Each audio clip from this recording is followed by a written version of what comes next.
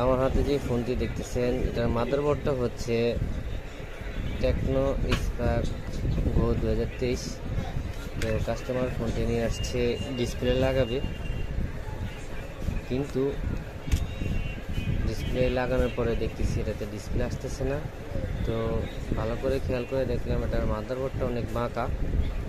তো এই আসার দেওয়ার কারণে মূলত প্রবলেমগুলো হয় সিপিইউ মেমসির নিচ থেকে যে বল থাকে বলগুলো সরে যায় বা বলগুলো নষ্ট হয়ে যায়, সেই কারণে ফোনগুলো চালু হইতে চায় না।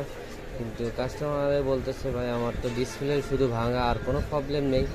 তো কাস্টমারকে ফোনটি দেখালাম যে দেখুন আপনার ফোনের মাদারবোর্ডটি অনেক বাঁকা, আসার দেওয়ার কারণে এটা বেঁকে গেছে, সেই কারণে হয়তো আইসির নিচ থেকে বলগুলো সরে গেছে বা প্রবলেম হয়ে গেছে। তো যারা অনেক সময় ফোন আসার দিলেও কিছু হয় না বা ডিসপ্লে লাগাই নিতে পারে, আবার অনেক সময় বেশ কমে পড়ে গেলে এই মাদারবোর্ডগুলো অনেক বাঁকা হয়ে যায়, বাঁকা হওয়ার কারণে ফোনটি চালু হয় না।